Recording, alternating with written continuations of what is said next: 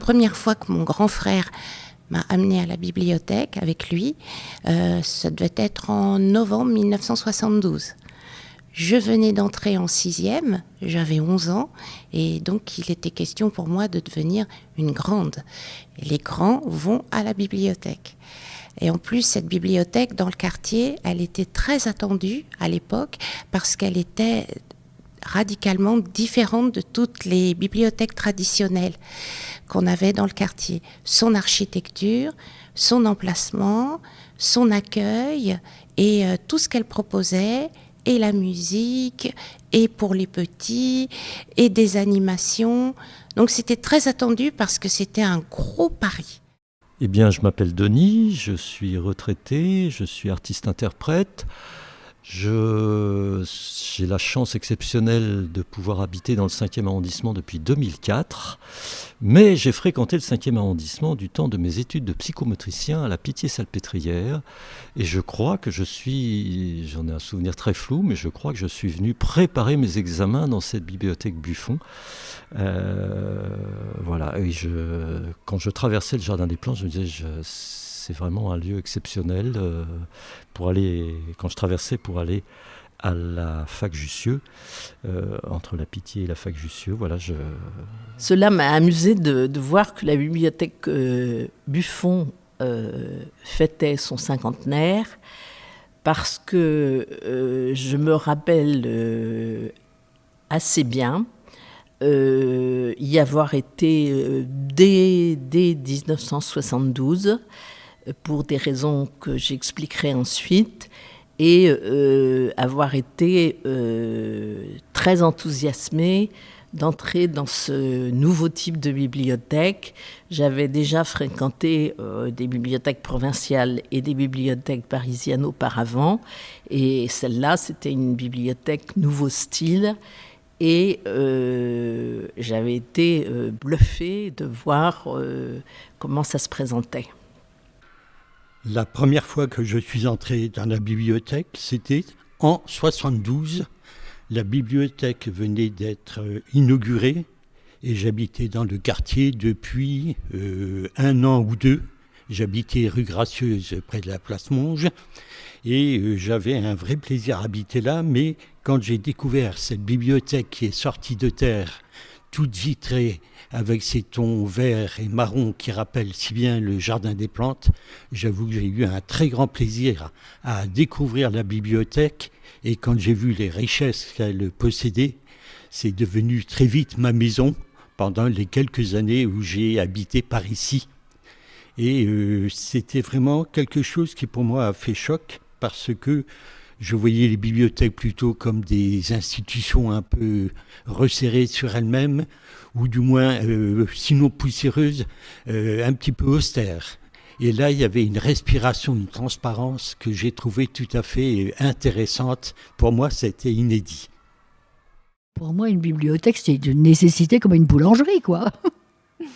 Non, sérieusement. Vous savez, en Afrique, je vous dis, mon mari étant diplomate, eh bien, on était toujours dans la capitale. Une des premières choses que je faisais, c'était d'aller m'inscrire dans notre centre culturel, bien entendu. Puis j'avais un fils qui était petit, et donc la première chose qu'il faisait, c'était d'avoir sa carte de bibliothèque. Et il le faisait tout seul dès ses 2 ans. C'était pas la peine de dire « Attends, je vais t'aider ». Non, tout seul.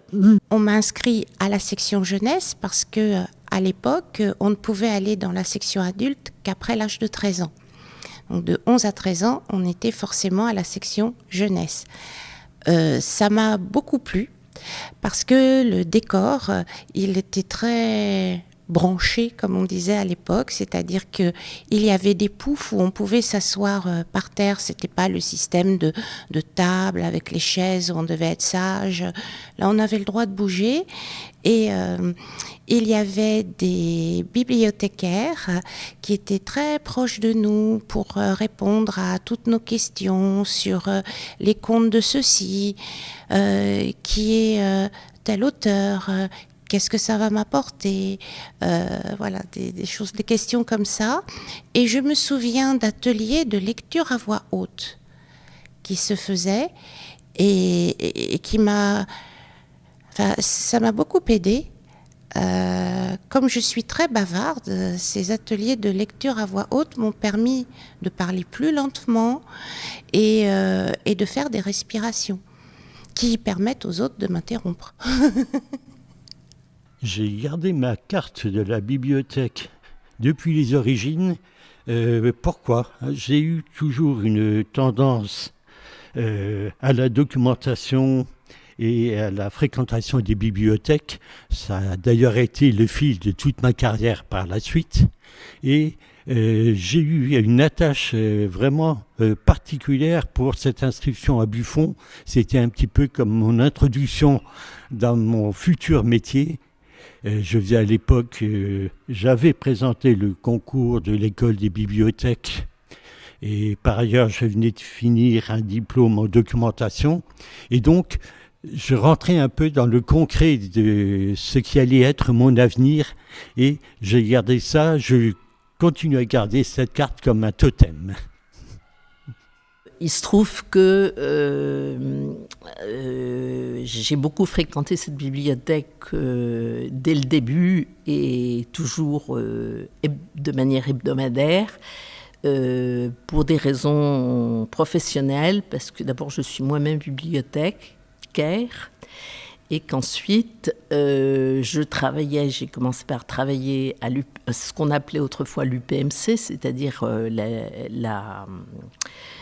Jussieu, la grande tour qui n'est pas très loin de la rue Buffon. Je travaillais dans une bibliothèque de biologie et ensuite j'ai fait toute ma carrière dans une bibliothèque beaucoup moins connue, mais qui était située à l'hôpital de la Salpêtrière, qui est, disons, à l'opposé de Jussieu, mais tout cela est proche de la rue Buffon, où j'étais conservateur de la bibliothèque Charcot, qui était une bibliothèque de neurologie. Donc, ma fréquentation des bibliothèques était à la fois personnelle, avec beaucoup de plaisir, et professionnelle, puisque je jaugeais les choses d'un regard un petit peu différent. Je suis aussi responsable associatif d'une association qui s'appelle Atelier Chanson, qui est du côté du Collège de France. Il faut marcher un tout petit peu d'ici. Et je viens très très régulièrement piocher dans la discothèque des versions de chansons que me demandent les adhérents de l'association, parce que je travaille uniquement sur la demande des adhérents. Et donc il faut que j'aille retrouver des chansons de toute époque, de tout style, de toute langue, pas seulement la chanson française. Et j'ai toujours eu un accueil exceptionnel, toujours extrêmement sympathique et compétent de la part des bibliothécaires de la bibliothèque Buffon et aussi de Mohamed Harkoun et de la médiathèque des Halles. C'est vraiment mon petit circuit, voilà.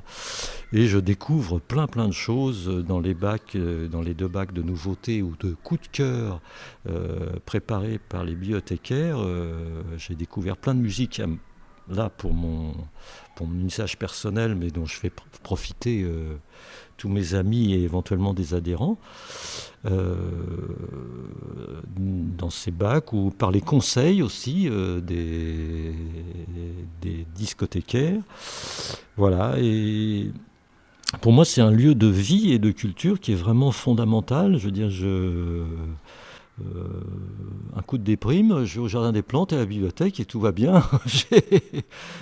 Je me souviens d'une bibliothécaire en section jeunesse qui était comédienne et donc qui était rentrée dans la fonction publique pour pouvoir croûter, comme on disait, et qui a apporté dans les ateliers de lecture à voix haute toute sa formation de comédienne. Alors, c'est-à-dire concrètement, dans les ateliers, on commençait par des exercices de respiration.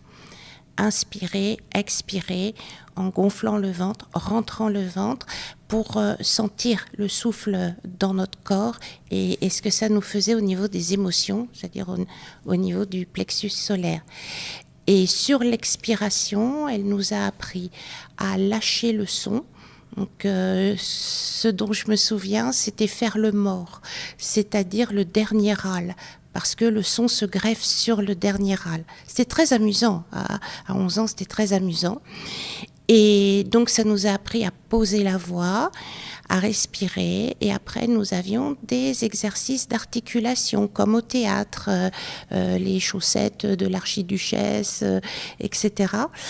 Et il n'y avait pas encore les publicités pour Soch, mais c'était de ce style-là.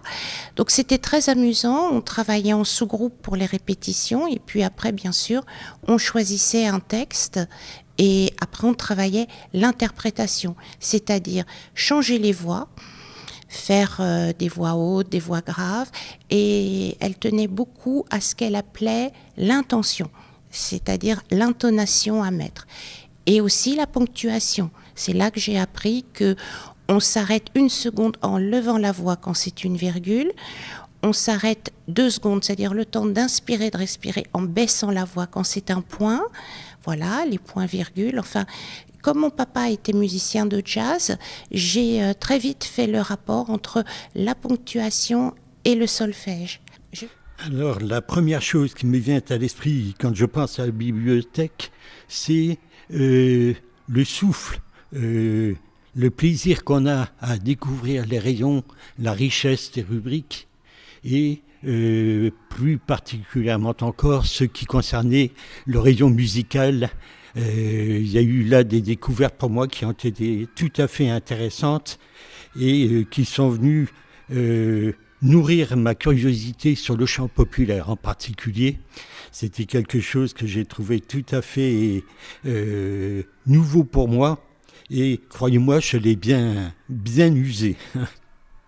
Pour moi, les bibliothèques, et particulièrement la bibliothèque Buffon, sont des endroits en ce moment ont toujours été, mais particulièrement en ce moment, je pense par rapport aux 2 ans qu'on vient de vivre, où l'association Atelier Chanson a vraiment souffert du Covid, du confinement et des restrictions, parce que chanter, d'abord on ne chante pas tout seul, on chante pour des gens et à l'intérieur d'un petit groupe, et donc je pense...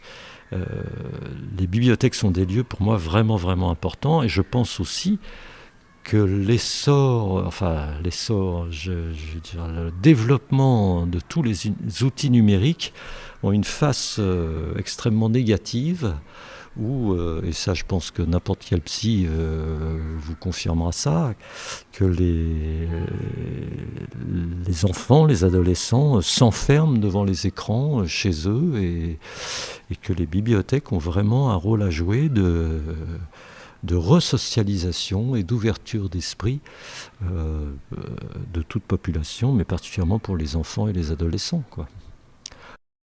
Oui, alors j'ai une anecdote, mais en fait elle n'est pas vraiment drôle. C'était pendant la période du confinement. On avait reçu la consigne de ne pas laisser entrer les lecteurs avec des bagages encombrants. Une consigne que moi-même j'ai eu du mal à intégrer, en fait, à comprendre. Et en fait, quand on a réouvert la bibliothèque, il y a un monsieur qui venait quotidiennement avant le confinement, que je revoyais après un certain nombre de temps, et qui avait ce gros sac à dos, puisque voilà, c'est un monsieur qui doit dormir dehors, ou voilà, enfin, je ne sais où, en tout cas il a sa maison sur son dos, et voilà, quelqu'un de très discret qui vient toujours aujourd'hui, tous les jours, et à qui il a fallu que je dise désolé monsieur, vous ne pouvez pas rentrer dans la bibliothèque. Et voilà, et cette consigne m'a fait vraiment mal au cœur, comme pas possible. Et donc effectivement, il a respecté, il n'est jamais revenu jusqu'à ce que ça se détende, quoi. Voilà, ça c'était dur. La bibliothèque Buffon m'accompagne depuis 50 ans. Elle a toujours été l'accueil, la ressource, le relais dans les grandes orientations de ma vie. Et en fait, toute ma carrière professionnelle, mais aussi toute ma culture, est toujours liée à la bibliothèque Buffon. Je trouve toujours les ressources, que ce soit l'accueil des bibliothécaires, que ce soit leur disponibilité pour répondre à mes questions, pour m'aider dans mes recherches, Comme je suis une vieille dame, j'ai eu du mal à passer à l'informatique et ça ne pose aucun problème ici parce que les bibliothécaires sont toujours ravis de travailler à l'ancienne. Je ne dirais pas que c'était le jour de l'inauguration que je suis entrée à la bibliothèque Buffon, mais j'ai dû commencer à y aller dès 1972. Et a fortiori, quand je travaillais à la Salpêtrière, c'était encore plus proche. Et j'ai commencé très vite à la fréquenter très très souvent, à la fois pour mon plaisir personnel et aussi quelquefois pour des recherches que je menais dans différents secteurs. Je connais à peu près tous les gens de la bibliothèque, ils sont très serviables. Quand j'étais amenée à essayer de dépanner un peu une péruvienne qui avait débarqué chez nous dans la résidence, qui était bien en perdition. Donc le gardien, qui est un excellent homme et qui essaie toujours de venir au secours de tout le monde et qui parle 5-6 langues, hein, et en face du problème qui était la scolarisation de l'enfant, il s'est dit il faut que je demande à Marie-Françoise, et en matière de scolarisation, elle est beaucoup plus compétente et tout. Moi, mon problème, c'est que je ne parle pas espagnol. Des bribes de touristes... Et puis c'est tout, mais c'est pas suffisant quand il s'agit d'aider quelqu'un pour des formalités. Donc c'était très compliqué. Donc je voulais inscrire absolument le gamin à la bibliothèque pour qu'il ait des livres, qu'il lise, qu'il écoute pas des cassettes maintenant, mais les disques, je sais pas ce que c'est, hein, etc. Et donc je tombe juste sur une jeune personne que j'avais jamais vue à l'étage des enfants, qui me dit « Ah mais moi je parle espagnol !» Je dis « Formidable, parce que vous pouvez passer une dizaine de minutes pour lui expliquer le système, hein, et qu'il profite et tout. » Notre service civique délégué au portage m'a demandé aujourd'hui quelles étaient, selon moi, les qualités rêvées pour être bibliothécaire, qui est le métier qu'elle souhaiterait exercer plus tard. Et il m'a semblé important de lui rappeler les 3 qualités essentielles au fait d'être bibliothécaire, qui sont pour moi d'aimer les gens, parce qu'on peut avoir les plus belles collections du monde, si on n'aime pas les gens, on ne saura pas les transmettre et on ne saura pas conseiller. D'être extrêmement curieux. La culture générale, c'est bien, mais en fait, la curiosité intellectuelle, curiosité de l'autre, curiosité de ce qui se passe aujourd'hui dans le monde actuel, c'est une qualité fondamentale pour le bibliothécaire. Et la 3e qualité, c'est l'adaptabilité. Ça a l'air de rien, mais n'importe quel bibliothécaire, en tous les cas à Buffon vous le dira, on commence quelque chose et on s'arrête, on reprend, on bouge, on pense à avoir fini et puis non, il faut rajouter, il faut répondre au public sur ce que lui souhaite avoir et pas sur ce qu'on peut s'imaginer nous pour lui de bien. Et cette adaptabilité, c'est une vraie qualité et c'est une vraie richesse. À l'âge de 13 ans, j'ai enfin eu l'autorisation de m'inscrire à la section adulte. C'était très important parce que depuis 2 ans, je me préparais à devenir grande, à être autonome dans mes recherches, à savoir poser les questions, à savoir aussi attendre que les bibliothécaires soient disponibles. Voilà, une certaine forme de politesse qui participe du bien vivre. Les enfants de l'époque, on adorait ça. Alors, ce dont je me souviendrai toujours, c'est que quand on entrait, au milieu du hall, il y avait un meuble en bois avec des tas de petits tiroirs à l'intérieur desquels il y avait des fiches où on pouvait faire des recherches par titre, par thème, par auteur. Et on tirait tous ces petits tiroirs. Je disais donc que je n'ai pas rencontré la femme de ma vie à la bibliothèque Buffon, ça viendra peut-être. Par contre, j'ai rencontré vraiment des personnalités qui m'intriguent et qui me... par exemple, j'ai vu plusieurs fois des SDF qui viennent travailler, je trouve ça super. Je trouve ça vraiment... s'il y a un endroit où il doit y avoir qui doit être ouvert à tous, c'est vraiment là. Mais je vois aussi il y a une femme qui travaille, que j'ai vue, je suis venu assez régulièrement cet été, et elle avait Ulysse de Joyce et un dictionnaire. Et à chaque fois que je venais, elle était en train de bosser là-dessus. Et moi qui ai lu un petit peu Ulysse, je veux dire, le boulot qu'elle a dû faire là-dessus. Bon, voilà, J'ai déjà vu plusieurs personnes comme ça qui m'intriguent, on sent qu'ils bossent, mais vraiment... et en fait, moi je viens aussi, parce que dans une bibliothèque, on bosse. Et je suis déjà intervenu quand je vois des gens qui se mettent à parler. Je dis, je suis désolé, c'est pas un café ici, on la ferme, quoi. Où on parle tout doucement. Voilà. Pourquoi est-ce que je suis marqué par la réalisation de cette bibliothèque? C'est que c'était une forme relativement nouvelle pour moi. Ça se développait dans un contexte avec une école à côté, toute l'animation du Jardin des Plantes. C'est un contexte quand même extrêmement favorable pour le plaisir de la lecture ou de la musique. Et puis, le fait que ce soit développé en plusieurs départements, sur plusieurs niveaux, il y avait là un souffle, quelque chose que je trouvais très intéressant.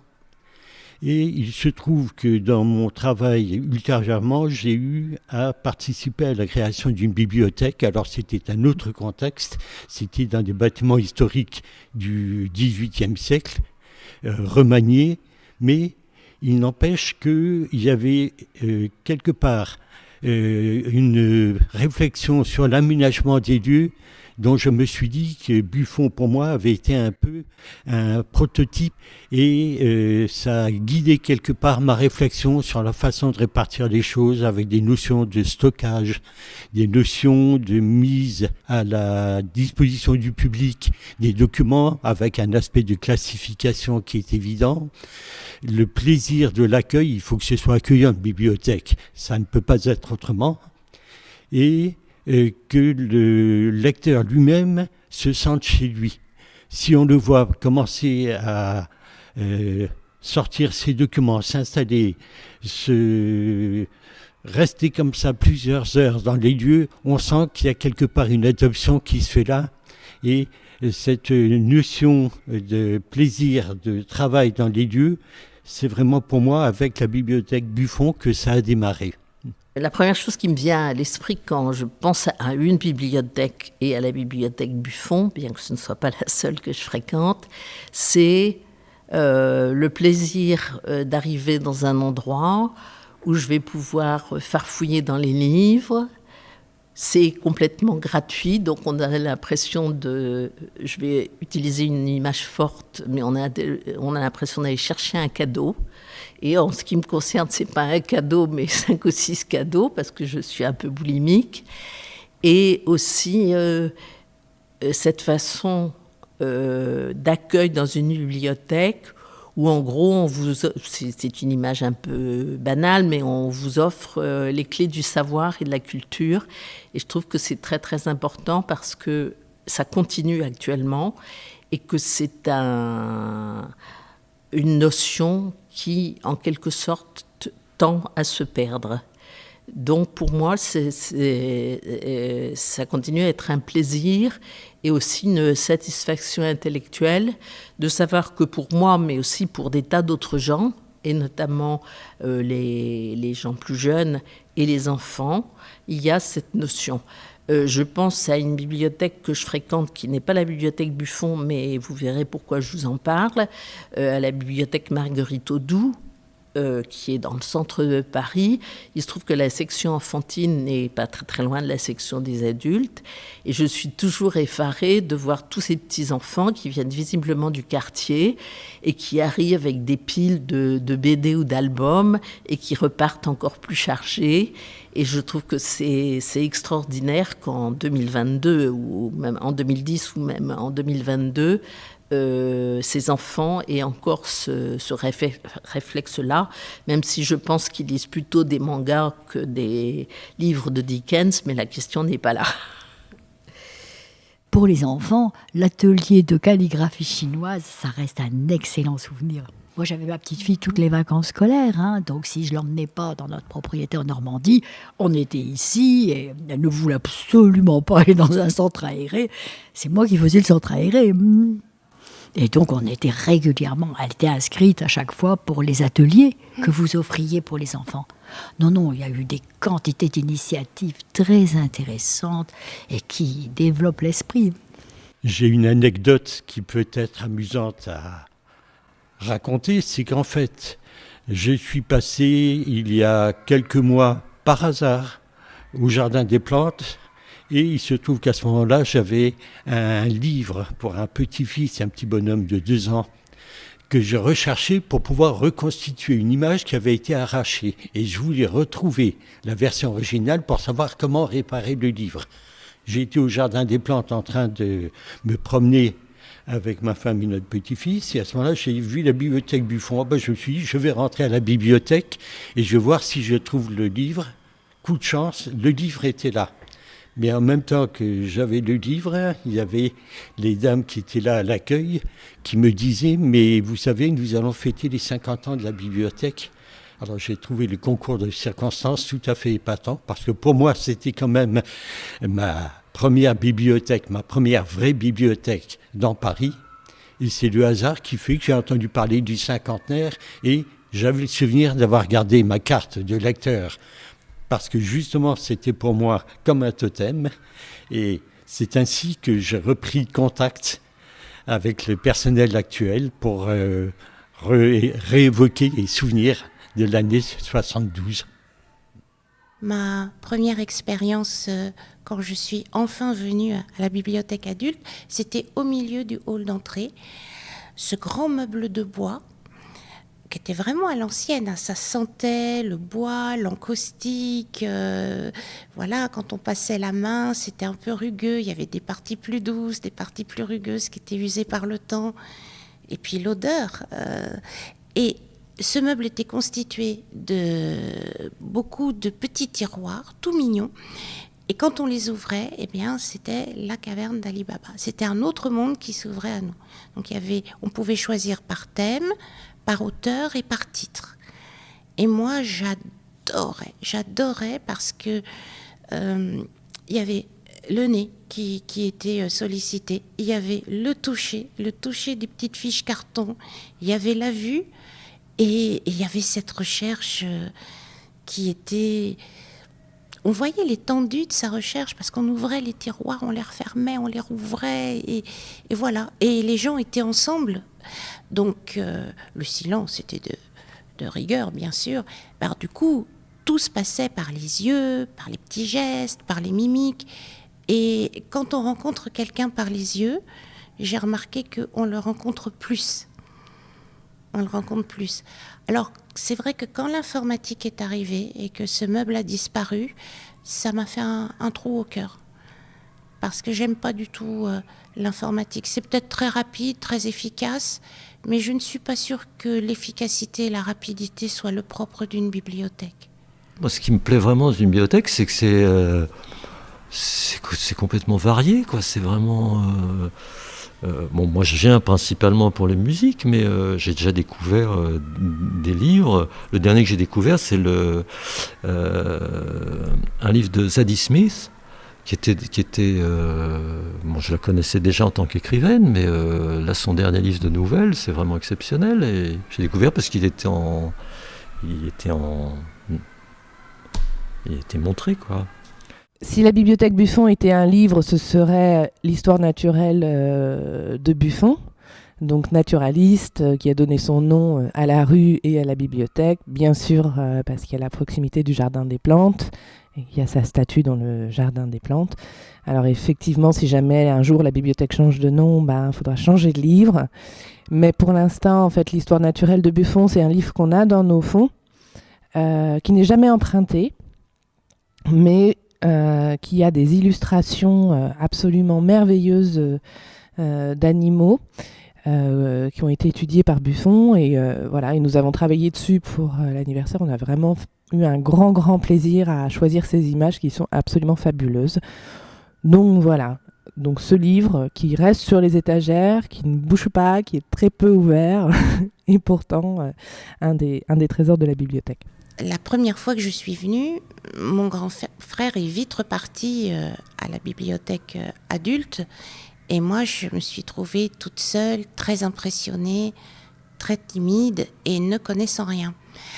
Et donc une bibliothécaire est venue vers moi, c'était la comédienne, et elle m'a demandé ce que je voulais lire. Et je ne connaissais rien. Donc elle est restée longtemps avec moi et plusieurs autres enfants qui ne connaissaient rien non plus. Et elle appréciait particulièrement la comtesse de Ségur. Elle nous a présenté la comtesse de Ségur.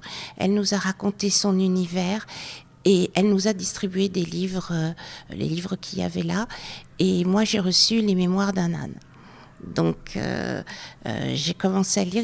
C'était un vieil ouvrage qui était illustré, avec les belles couleurs, le graphisme un peu du siècle passé, du 19e siècle, quoi. Et voilà, j'étais très fière parce que j'avais mon premier livre de lectrice.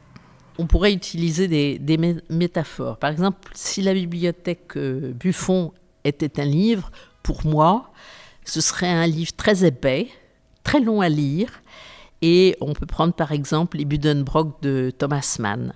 C'est le type de livre que j'adore, mais j'hésite presque à en emprunter parce que c'est très long à lire et qu'on a beau renouveler, on n'arrive pas quelquefois à le lire en entier, si on veut le lire convenablement, en l'ayant emprunté.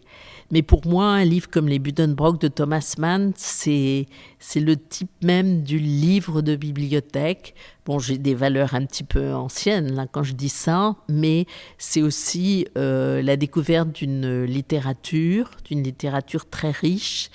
C'est vraiment l'entrée dans un autre monde et il me semble que la bibliothèque permet justement l'entrée dans ce monde d'imagination. Je fais de vraies découvertes à la bibliothèque sur la musique.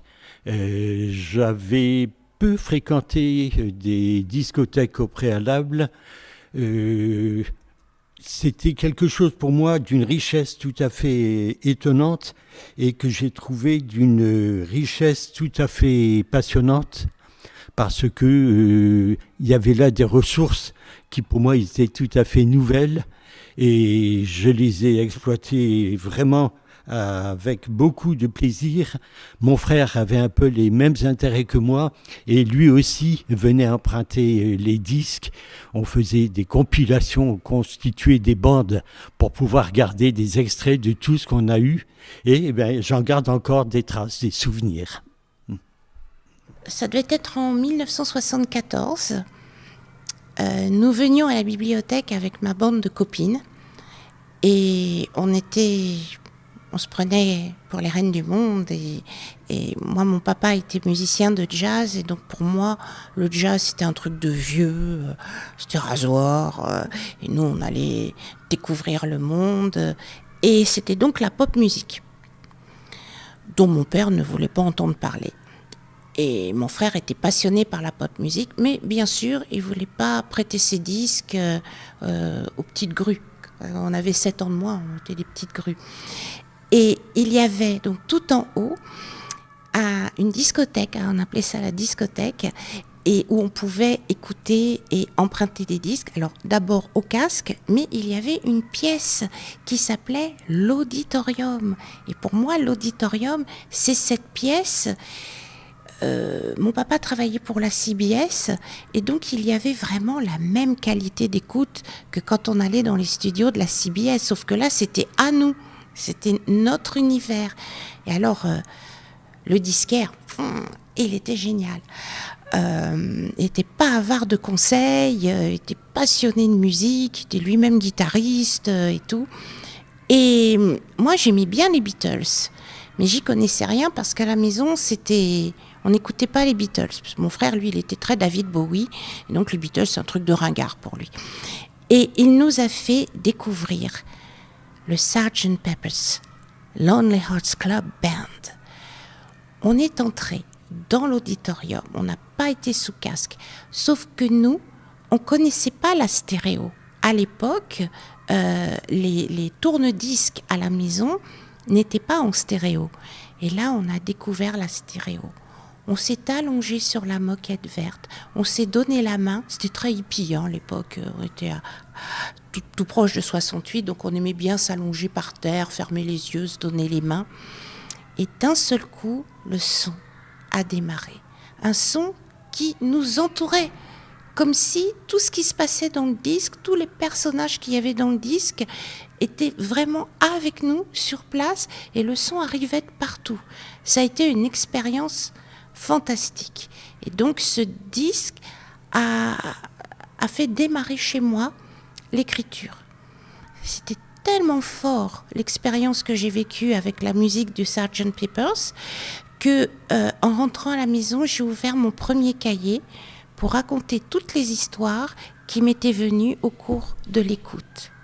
Tous les soirs, dans Paris, dans les années 70, ça s'appelait les clubs de folk, et vous pouviez vous pointer avec votre guitare ou votre violon ou votre banjo et jouer votre morceau devant des gens. Il y avait un truc de rue de l'Abbaye dans le 6e qui s'appelait le Traditional Mountain Sound. Il y avait la Vieille Herbe, rue Sancier, et maintenant c'est devenu un centre d'animation. Il y a la MJC qui est juste au-dessus. Alors excusez-moi, je déborde un peu de la bibliothèque Buffon, je sais que je vais me faire gronder, mais voilà, c'est... Et tous les soirs, moi je suis devenu musicien professionnel comme ça. Parce qu'on me donnait la chance d'aller me confronter, de plus être tout seul dans ma chambre à gratouiller ma guitare, mal, pas bien, parce que justement j'avais pas le feedback, le retour d'autres musiciens, voilà, des rencontres. Et une bibliothèque, pour moi, vraiment, ça sert à ça, quoi.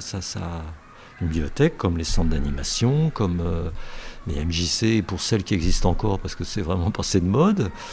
Voilà, des endroits où les gens se rencontrent, rangent leur téléphone. Moi, je suis... alors là, je suis carrément dictateur dans les séances d'atelier chanson. Il n'y a pas de téléphone. Hein. On se débrouille autrement. On s'organise avant et après. Mais non, on se regarde, on se dispute, on se dragouille, on construit ensemble quelque chose, quoi. Voilà. On pourrait prendre une autre métaphore. Si la bibliothèque est une musique, il me semble que je pourrais entendre une musique à la fois douce, qu'on appelle une musique de fond, mais pas du tout un remplissage, mais une musique très douce. Je pensais à du piano, je pensais à des sonates de Beethoven. Et il me semble que ça correspond bien à l'ambiance aussi paisible et sereine des bibliothèques, qui, je crois, est très important aussi, parce que c'est un endroit où il faut aussi se concentrer, il faut aussi, sinon travailler, tout au moins utiliser des moyens intellectuels qui ne supportent pas le bruit. Bien entendu, je ne parle pas ici des discothèques qui ont une vocation tout à fait différente. Je parle des bibliothèques proprement dit, mais il me semble que ce type de musique, enfin, c'est pas qu'il me semble, mais ce type de musique m'évoque une ambiance de bibliothèque. Alors, si la bibliothèque Buffon était une musique, je choisirais pour ma part un disque de jazz de Mathieu Halsall. Malheureusement, je ne me souviens plus du titre du disque, mais voilà, parce que c'est une très jolie musique, très agréable à écouter, aussi agréable que de passer son temps à la bibliothèque. Et c'est surtout un disque que j'ai découvert ici, un des coups de cœur de bibliothécaire, que j'adore. L'auditorium, c'est quand on rentrait, c'était une pièce qui était sur la gauche et qui était comme dans les studios d'enregistrement.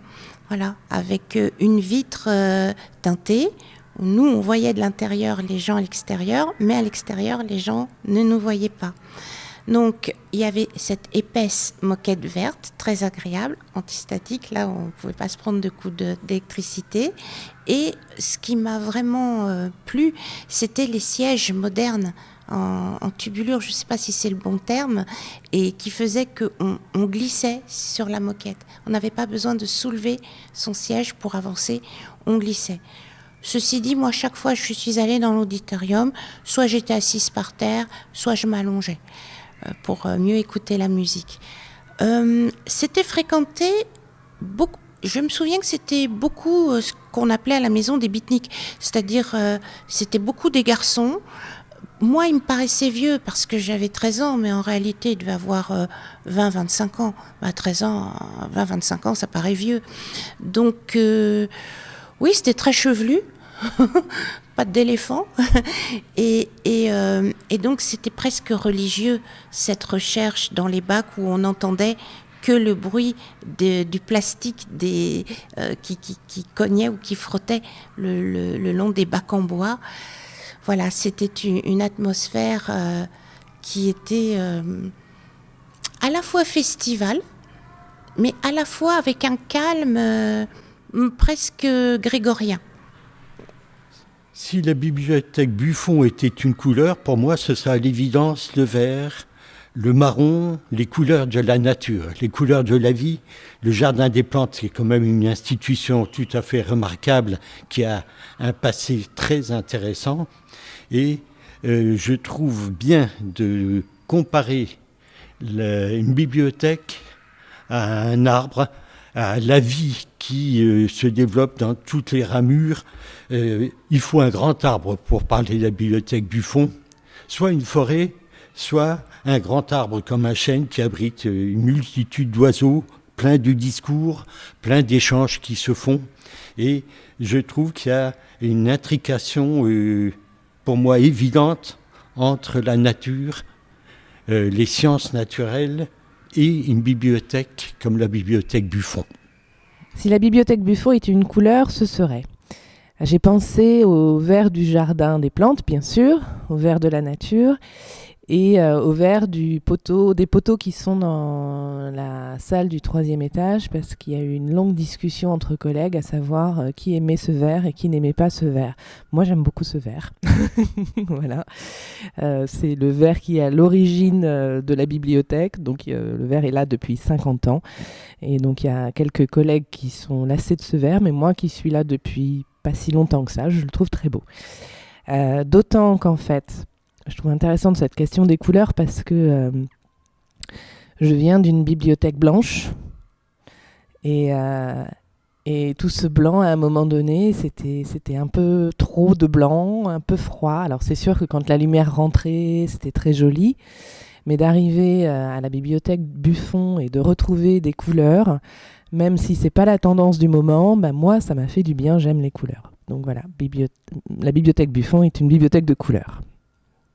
Je parlais du lien humain dans les bibliothèques et je voulais raconter plusieurs rencontres que j'ai faites à la bibliothèque Buffon. Par exemple, à 2 ou 3 reprises, j'ai vu une dame dont je me disais en la voyant de loin que je la connaissais. Et en fait, c'était une très vieille amie que j'avais perdue de vue, qui n'habitait pas très loin dans le 5e arrondissement et qui fréquentait aussi la bibliothèque. Et du coup, ça m'a permis de renouer des liens avec elle. Je rencontrais aussi, et ça m'est arrivé à plusieurs reprises, des collègues des bibliothèques de la Pitié-Salpêtrière, où il y a plusieurs bibliothèques, qui fréquentaient la bibliothèque pour leur plaisir, donc on se congratulait. Et j'ai rencontré aussi ce que j'appelle mes lecteurs, c'est-à-dire les lecteurs de la bibliothèque dont j'étais responsable. Et c'était toujours amusant parce que je les voyais dans un autre cadre. Et du coup, on commençait à discuter sur des sujets intéressants. Et ça m'avait... À chaque fois, ça m'amusait beaucoup d'avoir ce contact et de savoir que je n'étais pas la seule à fréquenter des bibliothèques et à emprunter des livres. Et j'ai constaté que mes lecteurs, en général, c'était des gens qui aimaient les livres et qui les lisaient de manière beaucoup plus savante que moi, d'ailleurs. Voilà, mais c'est vraiment une petite anecdote, mais là aussi, la bibliothèque peut être un lieu de rencontres et de nouvelles et de renouvellement de rencontres important. D'abord parce qu'on est un peu mu par la même envie de lire au sens large du terme, et par cet établissement d'un lien humain. avec monsieur Duchemin. La rencontre s'est faite autour du fameux meuble en bois, puisque moi et ma copine Sophie, on ne savait pas quoi lire. On avait déjà tout lu ce que la bibliothèque pouvait présenter sur le roi Arthur. Et du coup, on était un peu chipie. On ricanait sous cape, voilà, on faisait des petits jeux. Et ce monsieur, ça l'avait amusé. Et il nous avait dit est-ce que vous connaissez Philippe le Bon, duc de Bourgogne ? Ben non, on ne connaissait pas. Et du coup, il nous a entraînés dans les rayonnages, il nous a montré des livres, et puis à voix basse, ça se passait à voix basse. À voix basse, il a commencé à nous parler du grand-duché de Bourgogne, du grand-duc d'Occident, de la cour de et puis de la guerre de 100 ans, et des Armagnacs, et des Bourguignons. Et nous qui étions passionnés de chevalerie, là, ça sortait des légendes et des contes, et c'était dans l'histoire, dans le réel et dans le quartier. Donc voilà. Alors, ce qui s'est passé, c'est qu'évidemment, on a dévoré tout ce que ce monsieur nous... Et on allait le rencontrer au café, rue Mouffetard. Quand on n'était pas à la bibliothèque, on allait le rencontrer au café, rue Mouffetard. Et on lui disait, bon alors, nous sommes allés à Saint-Germain-l'Auxerrois, et ceci, et cela, nous sommes allés à la Sainte-Chapelle, et ceci, et cela. Et voilà, les choses se mettaient en place. Nous lui avons présenté Mademoiselle Gourdin, qui était notre professeure d'histoire au CES Monge, parce qu'on ne disait pas Pierre Alvizet à l'époque, on disait le CES Monge, et ils se sont très très bien entendus, un vieux gars, une vieille fille, et bon, on les a pas mariés pour autant, et du coup, en fait, il s'est agi après de nous orienter vers des études d'histoire à la Sorbonne, où j'ai rencontré Georges Duby, et donc je suis devenue médiéviste. Voilà. Vous savez, on a toujours un peu peur de mobiliser les gens pour faire un échange juste comme ça entre personnes qui ont les mêmes goûts, les mêmes aspirations. Donc, je cherche je vous dis, moi, j'ai toujours remercié, toujours trouvé que vraiment c'était très bien et que j'espérais qu'on continuerait dans cette voie-là. Mais il n'y a jamais eu... un peu à l'étage des enfants, mais tout le monde est parti à la retraite, où on échangeait justement sur nos idées en matière d'éducation. Pour moi, c'est tellement important de léguer le trésor intellectuel que ça représente.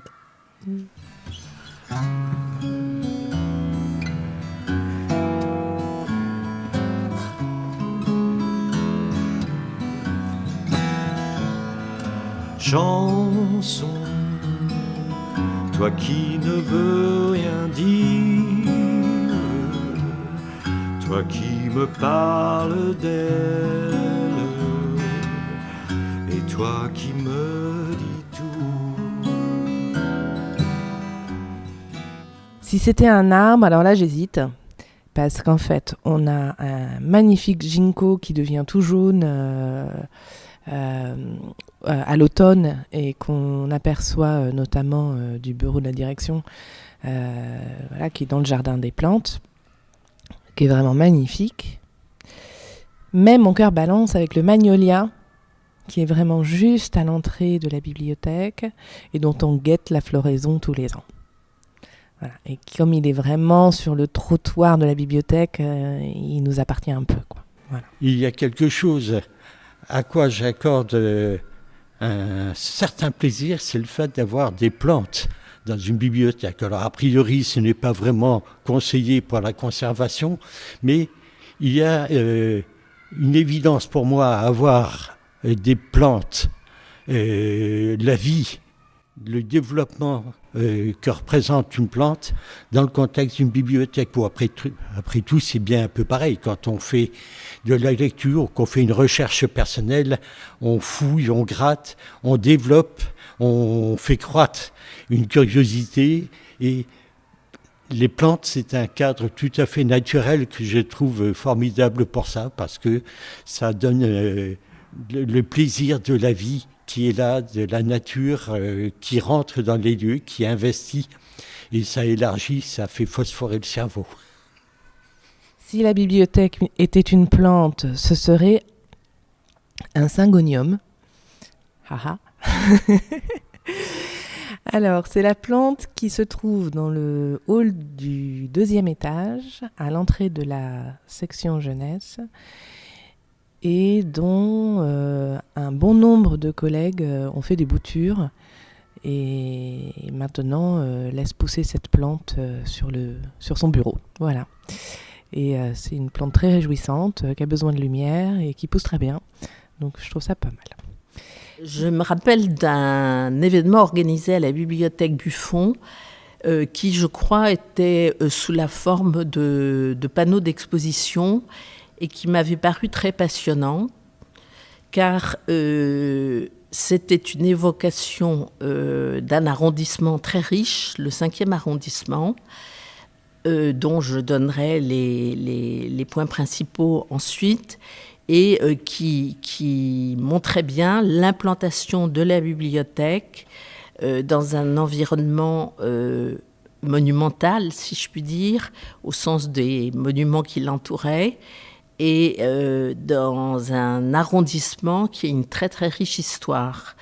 Par exemple, la proximité de la bibliothèque Buffon, située rue Buffon, bien entendu au Jardin des Plantes et au Muséum d'Histoire Naturelle, dans un quartier qui est très très riche d'établissements d'enseignement et supérieur, d'établissements de recherche, et ce depuis très longtemps, parce que quand je parle de Buffon, quand je parle du muséum, ce sont des institutions qui, dès le 18e ou dès le 19e, ont été très actives. Évidemment, la bibliothèque Buffon ne date pas du 18e arrondissement, mais elle est située dans un secteur très très riche de cette ambiance de recherche, et je pense que ça se répercute aussi sur les documents qu'elle conservait, par exemple un fonds sur l'histoire du 5e arrondissement très précieux pour des recherches locales, et des livres sur les arrondissements de Paris et particulièrement le 5e qui étaient fort intéressants à consulter. Donc ces panneaux dont je parlais, cette exposition évoquait le Jardin des Plantes et le muséum, évoquait la jeune université Jussieu qui avait ouvert ses portes à peu près à la même date, à quelque chose près que la bibliothèque, et évoquait aussi le tout proche hôpital de la Salpêtrière, on doit dire la Pitié-Salpêtrière, dont l'histoire est extrêmement riche et dont la présence a eu un rôle fondamental dans le développement de cet arrondissement. Vraiment, vous avez toujours proposé des choses très intéressantes pour les adultes, mais c'était très bien pour les enfants. Moi, j'y étais constamment. Ma petite fille, c'était le Jardin des Plantes et la bibliothèque. Et les autres musées parisiens, bien sûr. Mais ici, vraiment, et je pouvais la laisser un petit moment seule pour qu'elle devienne plus indépendante à partir de 4-5 ans. Ils acceptaient que moi, je sois côté adulte et elle était côté enfant. Ils n'en avaient pas la garde, mais je savais qu'il fallait qu'elle prenne un peu d'indépendance. Et il y avait beaucoup de propositions d'ateliers, l'emprunt des livres. J'ai beaucoup apprécié qu'il y ait des livres en anglais pour les enfants. Bon, pour nous, bien sûr, mais pour les enfants, c'était vraiment très bien. Non, moi, je n'ai que des félicitations. Quand il y a eu le bicentenaire de la Révolution, 1789, 2 ans avant, la bibliothèque a commencé à se mettre en œuvre pour fêter ça dignement et avoir un accueil et avoir des documents le plus performants possible. Du coup, je me suis intéressée à cette période-là, qui officiellement m'intéressait pas du tout, et je l'ai découverte. En particulier, une bibliothécaire qui était passionnée de Saint-Just, qui me l'a présenté comme l'archange de la Révolution. Oh mon Dieu, il y a des archanges à la Révolution. Et elle m'a filé un gros bouquin sur Saint-Just. Et je suis tombée moi aussi amoureuse de Saint-Just, l'archange de la Révolution. C'était donc sur un livre qui s'appelle L'aveuglement de Saramago, avec lequel j'avais discuté en service public. Donc un lecteur qui essayait d'emprunter ce livre. Et je lui ai dit quelque chose à propos de ce livre qui m'avait un peu effrayée. J'avais trouvé très très bien, mais qui est quand même vraiment terrorisant. Et je ne sais plus la phrase exacte que je lui avais donnée. Mais peu de temps après, on a retrouvé cette phrase sur les réseaux sociaux où le lecteur disait « Ah, la bibliothécaire avait vraiment raison, ce livre est fantastique mais complètement effrayant ». Quelque chose dans ce genre-là. Et c'était assez marrant de retrouver ces propos dits spontanément sur les réseaux sociaux. C'était des échanges avec les lecteurs. Je pense que vraiment les bibliothécaires ont un rôle très important pour les gens qui cherchent. Alors moi, je vais un peu n'importe où. Je veux dire, si je suis à Buffon, je demande à la bibliothécaire de Buffon, mais si je suis à la bibliothèque des Halles, voilà, et souvent ils m'envoient. Et il y a la réserve centrale qui est très importante. Là, récemment, j'ai retrouvé 2 CD d'une immense chanteuse de blues qui s'appelle Bonnie Wright, des années 80. J'ai eu un plaisir fou à réécouter et surtout... la qualité a vraiment pas baissé de ce CD fait par d'une immense chanteuse et guitariste et un très grand producteur derrière, quoi. Il y a plein de vieilleries en réserve centrale. Il y a une autre réserve. Il y avait tout ce mouvement folk dont je parlais tout à l'heure. Il y avait un groupe hongrois qui s'appelle Kolinda, qui a fait 2 vinyles qu'on ne trouve plus maintenant en CD, que j'ai retrouvé en vinyle à la réserve centrale. Et c'est un bonheur de se mettre le vinyle, de mettre la clé dans la machine quand la machine est disponible, parce que y en a qui abusent un peu. Mais c'est un bonheur exceptionnel de trouver ces albums qui ont une valeur exceptionnelle. Traditionnellement, je viens le mardi, que le mardi est toujours un moment de plaisir d'aller à la bibliothèque, de rencontrer le personnel, de remporter des livres que j'avais prévu de lire, mais d'autres sur lesquels je suis tombée par hasard. Et ça, pour moi, c'est très important. Et j'arrive pas à avoir de souvenirs ou si peu de moments négatifs à la bibliothèque. En tout cas, je les ai oubliés, ce qui est significatif. Si la bibliothèque était un vêtement, ce serait une marinière. À la fois parce que esthétiquement, c'est joli, mais c'est des bandes qui sont ensemble et en même temps de couleurs et qui viennent intensifier un blanc qui donne du cachet. Et puis parce que ça protège du gros temps et ça tient tout chaud à l'intérieur. Donc... pour moi, c'est une bibliothèque où on est bien dedans et où on a plaisir à aller dehors. Si la bibliothèque était un jeu de société, ce serait un puzzle, parce qu'il faut remettre tous les espaces les uns à côté des autres et trouver les bons liens entre les espaces, entre les équipes, entre les gens. Vous êtes mes voisins, je suis votre voisine, donc nous nous complétons admirablement. Ah non, la bibliothèque, surtout que, vous savez, j'ai plus le même budget qu'avant, faut appeler les choses par leur nom sans complexe, et donc je préfère lire un journal ici que de l'acheter. J'en viens d'ailleurs à l'image de la bibliothécaire, puisque traditionnellement, et personnellement je le déplore, le terme de rat de bibliothèque ou de bibliothécaire est employé péjorativement, ce qui m'agace toujours personnellement, et que je trouve de plus en plus mal à propos, parce que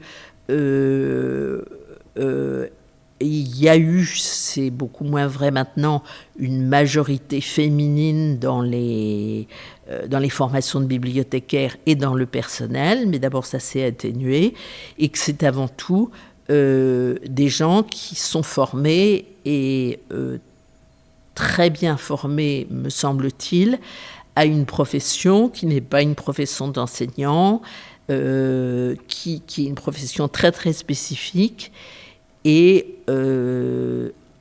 j'ai été souvent frappée par ce professionnalisme qui permet de donner aux bibliothécaires une autre image que l'image désuète et dépassée qu'on a habituellement en tête. Et enfin, si la bibliothèque était un héros ou une héroïne de fiction, ce serait Mary Poppins, bien sûr, parce qu'elle range notre vaisselle quand nous la laissons traîner sur le bord de l'évier.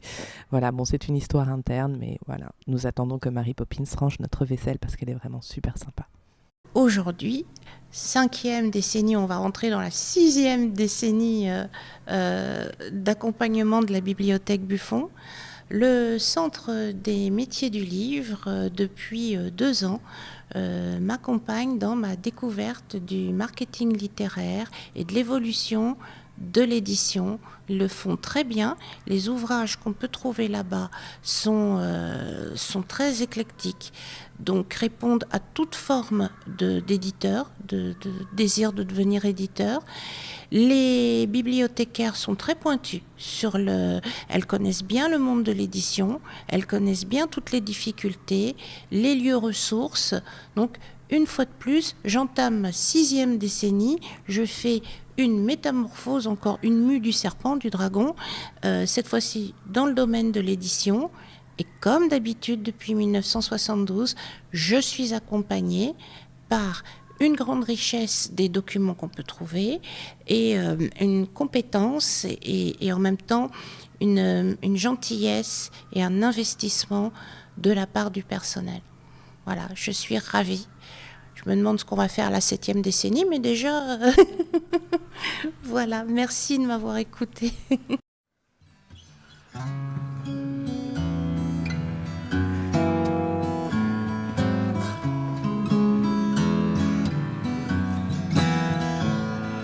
Chanson, toi qui ne veux rien dire, toi qui me parles d'elle, et toi qui me dis tout. Chanson, toi qui ne veux rien dire, me parle d'elle, et toi qui me dis tout.